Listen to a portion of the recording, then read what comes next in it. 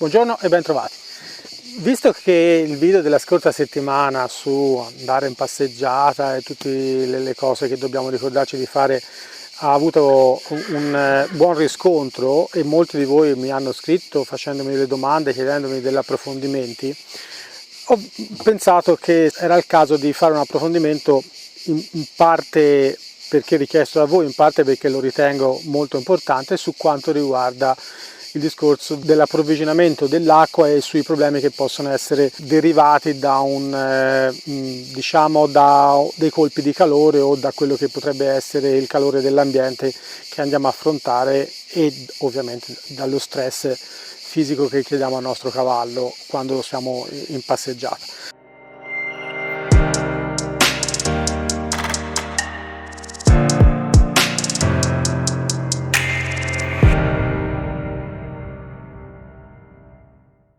La prima cosa che dobbiamo ricordarci sempre è che l'acqua purtroppo non è uguale da tutte le parti e che se io ho un cavallo che è abituato a casa a bere l'acqua del pozzo, non è detto che se io mi reco in giro sia per un trekking, magari una passeggiata lunga di un'intera giornata, ma anche se sto più giorni da qualche parte, non è detto che trovi un'acqua che per lui è gradevole. Questo anche se è buona, nel senso se è da un punto di vista di potabilità è buona come acqua, non è detto che gli piaccia. Potrebbe essere anche meglio di quella di casa, però magari ha un sapore diverso. Pensate a un'acqua che contiene il cloro, no? Come a volte si trova, magari a casa abbiamo il pozzo, nella scuderia di destinazione da cui poi partiamo per fare i nostri giri a Margherita invece hanno un'acqua che è potabile ma che magari viene addizionata di cloro. Ecco che in quel caso lì, anche se ce n'è poco, magari anche se è meglio dell'acqua che abbiamo a casa, non è detto che il cavallo gli piaccia. Allora in questi casi qua la cosa migliore è cercare di addizionare l'acqua con qualcosa che possa in qualche maniera mascherare i sapori che ci sono dentro e che faccia un po' l'effetto che fanno a noi le bibite, no? Che invogli un po' il cavallo a bere di più.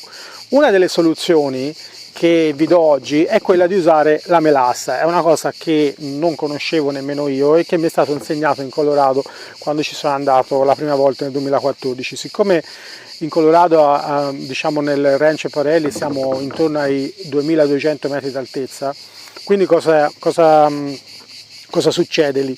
È che la temperatura difficilmente supera i 24, 25, 26 gradi anche in pieno agosto, ma la sensazione siccome non sudiamo, la sensazione è che siamo sempre bene e che non abbiamo bisogno di bere, ok?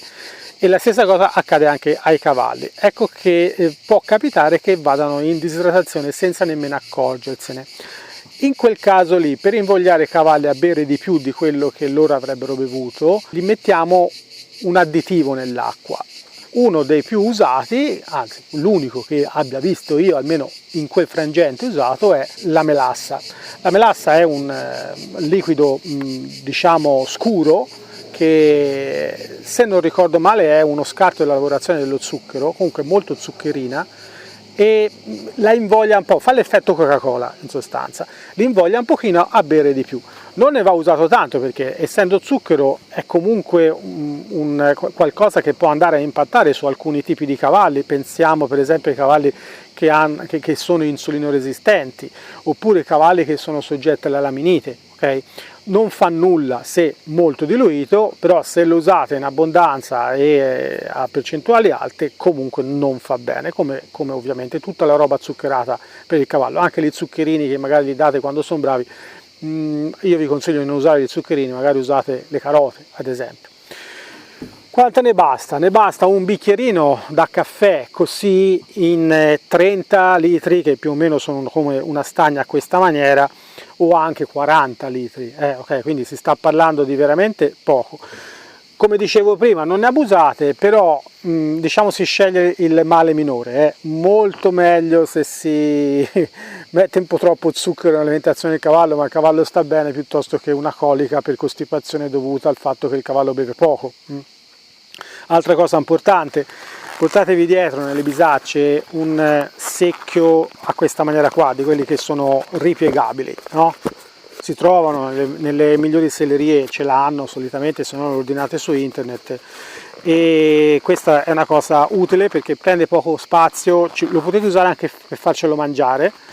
E niente, insomma, potete prendere anche l'acqua in luoghi che sarebbero difficilmente accessibili con il cavallo e poi dopo glielo date. Mi raccomando, altra cosa importante è capire se il vostro cavallo è disidratato o meno.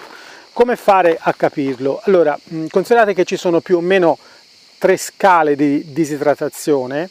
Se il cavallo è poco disidratato, intorno al 2% come livello di disidratazione, ve ne accorgete perché lo vedete che rispetto alla norma è depresso, stanco, inciampano spesso quando sono in queste condizioni, hanno le narici più larghe e hanno un tipo di respirazione un po' affannato, anche se in realtà non sono, diciamo, in una situazione di stress fisico, e quello è, i primi sintomi già li vedete da lì e dovreste già intervenire a quella maniera, per esempio, come dicevo nell'altro video, usando anche le paste apposta che vengono introdotte in bocca per rifornirli di sali minerali. Per marche, modelli e quantità fate riferimento sempre al vostro veterinario. Poi abbiamo un altro livello di disidratazione che è, diciamo, una disidratazione che va dal 6 all'8%, e la potete vedere manipolando il vostro cavallo, spingendo ad esempio nelle gengive e vedere se la mucosa ritorna da bianca, quando la spingete è bianca e poi dopo ritorna rosa. Ecco, il tempo che intercorre dal momento che lasciate il dito a quando ritorna rosa deve essere veramente molto breve, si parla di un paio di secondi massimo. Okay? Lo stesso vale prendendo un po' di pelle del collo del cavallo, girandola e facendo sì che sia a torcigli, che faccia la grinza. Al momento che lasciamo la pelle deve ritornare stesa anche lì in un tempo che non deve superare i 3, 4, massimo 5 secondi, ma già 5 secondi sono tanti. Questo siamo intorno al 6-8% di disidratazione, quindi siamo a un po' di più rispetto a prima, e quindi dobbiamo cominciare a preoccuparci di trovare una soluzione rapidamente. Altra cosa, altro livello, altro scalino di disidratazione, che siamo intorno al 10% e che quindi comincia a essere grave, quando guardando il cavallo si vede che ha gli occhi infossati, le buchette sopra gli occhi sono molto infossate, e anche dietro nella parte posteriore dei fianchi si vede che ci sono delle buche abbastanza vistose. Lì siamo a un livello ancora di più, e quindi siamo intorno al 10% come dicevo prima, e quindi dobbiamo intervenire veramente velocemente. Quali sono i problemi che portano alla disidratazione? Penso che lo sappiate tutti, se non lo sapete ve lo dico io, è la colica, ok? Ci sono anche altri problemi, quello più grave è la colica, ok? Fate attenzione anche ai colpi di calore. Quando il cavallo prende colpi di calore ve ne accorgete anche perché non suda. In realtà da sudare troppo smette di sudare, ecco lì il problema del colpo di calore che è dietro l'angolo. Quanto riesce a sopportare il cavallo come calore? Dovete tenere come limite massimo di 50-54 gradi. Fino a quella temperatura lì il sistema di raffreddamento, chiamiamolo così, del cavallo funziona in maniera ottimale, dopo comincia a perdere un po' i colpi. Quindi con questo cosa voglio dire? Voglio dire che se dovete fare uno spostamento lungo in trailer o camion, cercate di farlo nelle ore più fresche della giornata, e magari, se avete la possibilità, esistono dei termometri radio, ok? Quindi non dovete passare cavi né nulla, e potete metterli nel trailer o nel van e monitorare durante il viaggio che la temperatura non superi appunto quello che vi dicevo prima. Diciamo, già sopra 40 gradi non va bene, sopra 50 gradi si comincia a essere a rischio. Cosa fare in tal caso? Una delle cose che potete fare è fermarvi, far scendere il cavallo, bagnarlo e via di seguito, insomma le cose normali che si devono fare in quei momenti lì. Come detto prima, la cosa migliore è sempre viaggiare nelle ore più fresche. Chiaramente se io faccio un viaggio lungo, ad esempio, che ne so, parto alle 8 di mattina e arrivo alle 2 del pomeriggio, è opportuno non mettersi subito in viaggio, ma verificare prima lo stato di disidratazione del cavallo, fornirlo di acqua, fare in modo che sia in una condizione ottimale prima di partire. Perché questo? Perché durante il viaggio non ha bevuto e magari lo abbiamo fatto parte del viaggio, quelle 3 ore, magari anche più, nella fascia calda della giornata. Se non ha bevuto a sufficienza, potrebbe anche non averne bisogno, per questo che vi dicevo prima, i parametri da controllare per verificare se c'è disidratazione in atto, ma dobbiamo verificarlo questo, perché scendere dal carrello, sellarlo e partire subito in una giornata calda estiva potrebbe causare dei problemi, perché se il cavallo è già disidratato, poi dopo io mi metto in viaggio e chiaramente vado a metterlo anche sotto sforzo e quindi lì la situazione si aggrava. Veramente fate molta attenzione a questa parte qua, perché è uno dei rischi maggiori quando andiamo a cavallo, soprattutto ovviamente d'estate, d'inverno questo problema non sussiste. Un altro trucchetto che potete utilizzare al posto di quello che vi dicevo prima, della melassa, è quello di usare una famosa marca di tè che non vi sto qui a ripetere, ma comunque penso che la conoscete tutti, che è molto buono e lo beviamo tutti, e freddo, ok? Quello lì lo potete utilizzare. Mi sembra che ne ho parlato anche in un altro video in cui lo somministravo al cavallo per abituarlo a poi dopo quando gli si dà il vermifugo.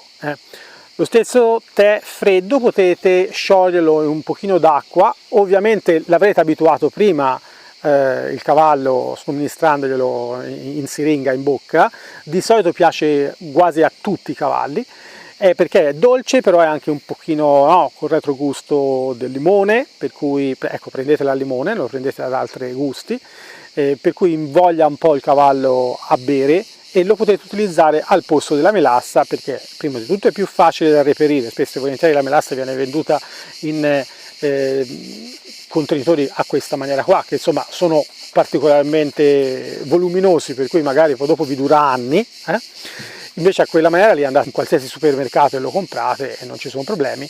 E poi perché dal punto di vista del discorso dello zucchero di prima apporta meno zucchero. Altra cosa infine è che quando portate il cavallo da qualche parte fate sempre attenzione, sempre per il discorso dell'idratazione, a cosa mangia. Se il cavallo è abituato a mangiare erba a casa e lo porto da qualche parte in una scuderia che uso come punto d'appoggio, oppure durante il percorso, e gli somministro fieno, avrà bisogno di bere di più.